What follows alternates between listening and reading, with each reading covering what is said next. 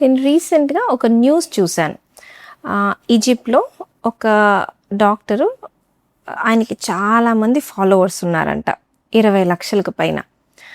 ఆయన కొన్ని వీడియోస్ చేశారు. ఏంటి అంటే మనం తీసుకునే ఫుడ్లో మంచివేవి చెడ్డవేవి అని.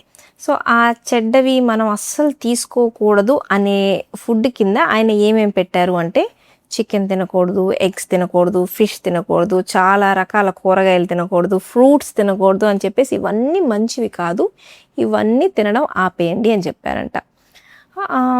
ఎందుకు అంటే ఇవన్నీ మన బాడీకి హానికారకం, మనకి షుగర్ తగ్గిపోవాలన్నా రోగాలు తగ్గిపోవాలన్నా ఇవి ఆపేస్తే సరిపోతుంది అని.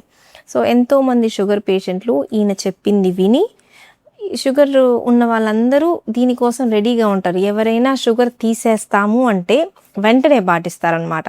సో అట్లా ఎంతోమంది షుగర్ పేషెంట్స్ ఆయన చెప్పింది విని ఆయన మెడిసిన్స్ అన్నీ ఆపేయమన్నారని చెప్పేసి ఇన్సులిన్, ట్యాబ్లెట్స్ అన్నీ ఆపేశారంట.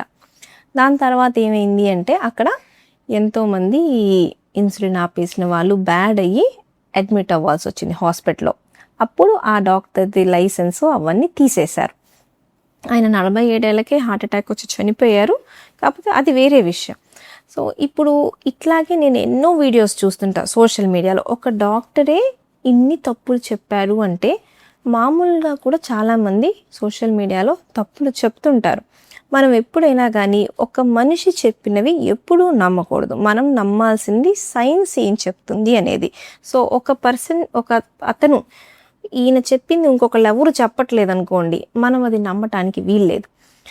ఇప్పుడు నేనున్నాను అనుకోండి, నేను నేర్చుకున్నది పుస్తకాల నుంచి నేర్చుకుందే నేను చెప్పాలి, కానీ నా అంతటా నేను రీసెర్చ్ చేసుకున్నాను, నా అనుభవం నుంచి నేను చెప్పాను అంటే అది తప్పు అవుతుంది.